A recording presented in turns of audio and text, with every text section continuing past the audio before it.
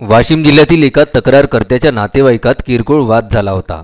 त्यात त्याच्यावर कोणतीही कारवाई न करण्यासाठी तक्रारकर्त्याला वाशिमच्या 2 पोलीस कर्मचाऱ्यांनी 4,000 रुपयांची लाच मागितली होती। याची माहिती तक्रारकर्त्याने लाचलुचपत प्रतिबंध विभागाला दिली।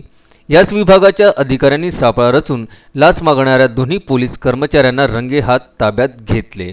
वाशिम पोलीस हवालदार आरोपी गणेश गणपत नरवाडे व 51 वर्षे राहणार महसूल कॉलनी जिल्हा वाशिम, तर पोलीस कॉन्स्टेबल आरोपी संतोष जगदेव गिर्हे व 39 राहणार साई मंदिर वाशिम असे ताब्यात घेण्यात आलेल्या पोलीस कर्मचाऱ्यांची नावे आहेत।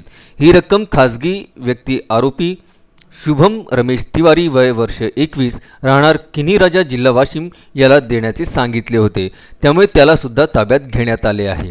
ही कारवाई लाचलुचपत प्रतिबंधक विभागाचे पोलीस अधीक्षक विशाल गायकवाड, अप्पर पोलीस अधीक्षक पोलीस उपनिरीक्षक पंजाब डोंगरदिवे यांच्या मार्गदर्शनात वाशिम पोलीस उपअधीक्षक शंकर शेळके, पोलीस निरीक्षक अमोल इंगोले, सहाय्यक पोलीस उपनिरीक्षक नंदकिशोर परळकर, पोलीस हवालदार शेख आसिफ, नितीन टवलारकर, पोलीस कॉन्स्टेबल अरविंद राठोड, राहुल व्यवहारे, सुनील मुंदे यांनी केली आहे। अजय शृंगारे, विदर्भ न्यूज, अमरावती।